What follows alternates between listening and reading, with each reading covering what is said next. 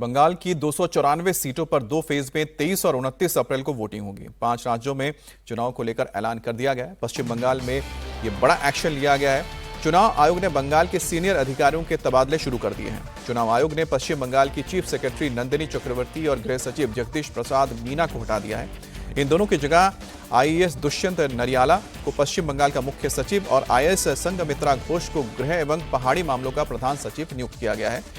आयोग का कहना है कि चुनाव प्रक्रिया को निष्पक्ष और पारदर्शी बनाने के लिए आवश्यक प्रशासनिक बदलाव किए जा रहे हैं। देश के 4 राज्यों और 1 यूनियन टेरिटरी में विधानसभा चुनाव की घोषणा के साथ 2026 की सबसे बड़ी सियासी जंग का ऐलान हो चुका है। बंगाल में 2 फेज में 23 और 29 अप्रैल को वोटिंग होगी। सभी 5 राज्यों में चुनाव के नतीजे 4 मई को आएंगे, यानी कि पश्चिम बंगाल को छोड़ के तमाम बाकी जो राज्य हैं, असम, तमिलनाडु, केरल, पुदुचेरी, इन सभी जगह पर पहले यानी कि 1 फेज में चुनाव होंगे। और बंगाल में अगर देखा जाए तो इस बार सिर्फ और सिर्फ 2 फेजेस में पूरा चुनाव निपटा दिया जाएगा।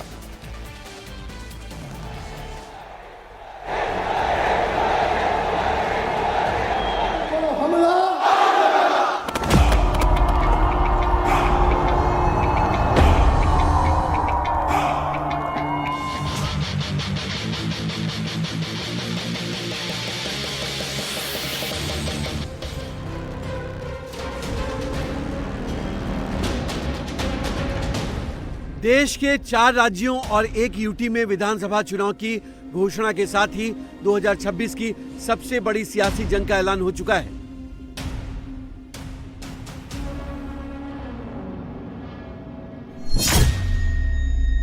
असम, केरल और पुदुचेरी में 9 अप्रैल को वोट डाले जाएंगे। तमिलनाडु में 23 अप्रैल को वोटिंग होगी। तो बंगाल में 2 फेज में चुनाव होंगे, 23 अप्रैल और 29 अप्रैल। सभी 5 राज्यों में चुनाव नतीजे 4 मई को आएंगे। The date of poll shall be 23rd of April and 29th of April.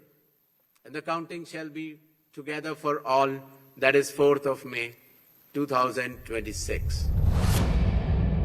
विधानसभा चुनाव की घोषणा के साथ ही सभी चुनावी राज्यों में आचार संहिता लग गई। इसके साथ ही चुनाव आयोग का एक्शन शुरू हो चुका है।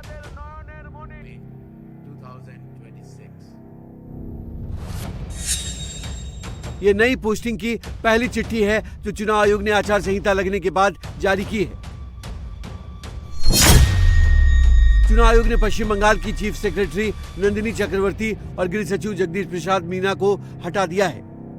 इन दोनों की जगह 1993 बैच के आईएएस दुष्यंत नरियाला को पश्चिम बंगाल का मुख्य सचिव और 1997 बैच के आईएएस संघमित्रा घोष को गृह और पहाड़ी मामलों का प्रधान सचिव नियुक्त किया गया है। चुनाव आयोग की इस कार्रवाई से ममता का तिलमिलाना तय है। इस बीच चुनाव का ऐलान जंग होते ही मैट्राइज आईएनएस के ओपिनियन पोल के मुताबिक बंगाल विधानसभा की 294 सीटों पर अगर आज चुनाव हुए तो टीएमसी को 155 से 170 सीटें मिल सकती हैं। ओपिनियन पोल के मुताबिक पश्चिम बंगाल में बीजेपी को 100 से 115 सीटें मिल सकती हैं। कांग्रेस, लेफ्ट और अन्य दलों को 5 से 7 सीटें मिल सकती हैं।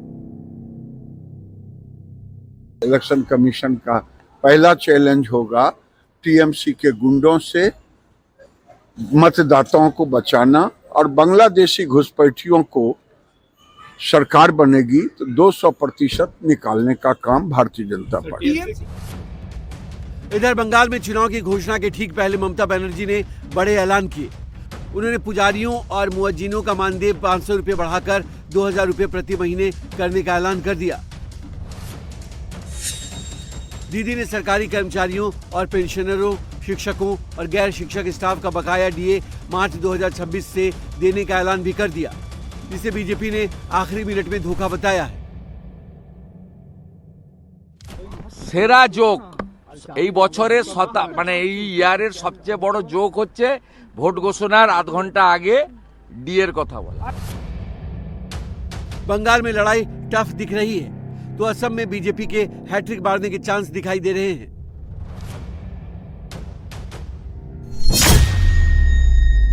असम के ओपिनियन पोल के मुताबिक 126 सदस्यों वाली विधानसभा में बीजेपी को 96 से 98 सीटें मिल सकती हैं।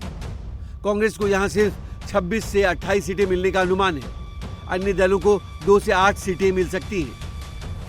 असम में विधानसभा चुनाव घोषित हो चुके हैं और मेरी पूरी उम्मीद है कि असम के लोग आने वाले 9 तारीख को पूर्ण बहुमत से असम में कांग्रेस की नेतृत्व की सरकार लाएंगे और असम में एक नया असम, एक बड़ा असम, जो हमारी असम की सभ्यता है, उस हिसाब से हम मिलजुल के एक नया असम हम सृष्टि करेंगे।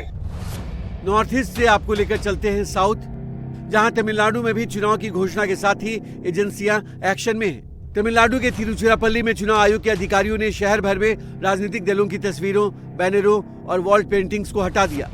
तो कोयम्बटूर में भी राजनीतिक दलों के नेताओं की मूर्तियों को कपड़े से ढक दिया गया है। साउथ में बीजेपी के लिए इन चुनाव में लूज करने के लिए ज्यादा कुछ नहीं है, लेकिन गेन करने के लिए बहुत कुछ है।